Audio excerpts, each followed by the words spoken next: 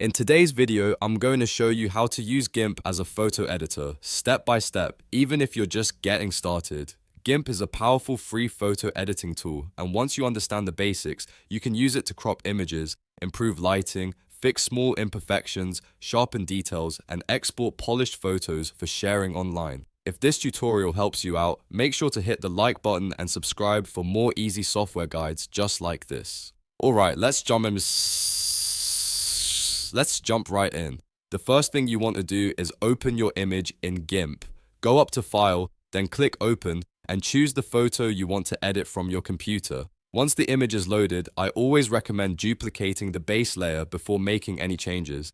This gives you a safe backup of the original image, so if you ever want to compare edits or start over, you can. To do that, duplicate the layer using Ctrl or Command plus Shift plus D. Now you have a copy of the original layer ready to work on. Next, let's crop the image. Cropping is one of the easiest ways to improve the composition and remove anything distracting around the edges. Select the crop tool by pressing Shift plus C, then click and drag over the area you want to keep. You can adjust the crop box until the subject is framed the way you want. Once it looks right, press Enter to apply the crop. This is especially useful if you want to center your subject, tighten the composition, or create a more professional looking photo. Now let's improve the lighting and color. This is where Gimp really starts to bring your image to life. Go to the colors menu and look at tools like shadows, highlights, levels, curves, and saturation. If your photo is too dark, shadows highlights can help bring back detail in the shadows and balance out the bright areas. Levels is great for adjusting contrast and making the image look cleaner and more defined. Curves gives you even more control over the brightness and contrast in specific tonal ranges. And if your colors look dull, increasing saturation slightly can make the image feel more vibrant without overdoing it. The key here is to make subtle adjustments. Small changes usually look much more natural than pushing everything too far. After that, it's time to retouch imperfections. If your photo has little blemishes, dust spots, or tiny distractions, Gimp's Heal tool is perfect for cleaning those up. Select the Heal tool by pressing H. To use it properly, hold Ctrl or Command and click on a clean area near the blemish to sample the texture.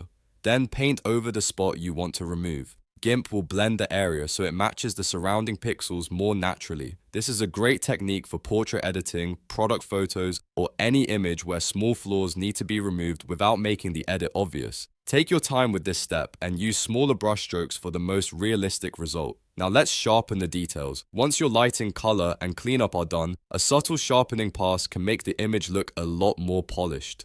Go to Filters, then Enhance, and choose Sharpen, also known as Unsharp Mask. This tool helps edges stand out a little more, which can make your subject look clearer and more defined. The important word here is subtle. If you sharpen too much, the image can start to look grainy, harsh, or unnatural. A light amount of sharpening is usually all you need, especially if the image will be viewed online. Adjust the settings carefully and preview the result before you apply it. At this point, your image should already look much better than when you started. You've cropped it, improved the exposure and color, cleaned up imperfections, and sharpened the details. Now all that's left is to save and export the final result properly.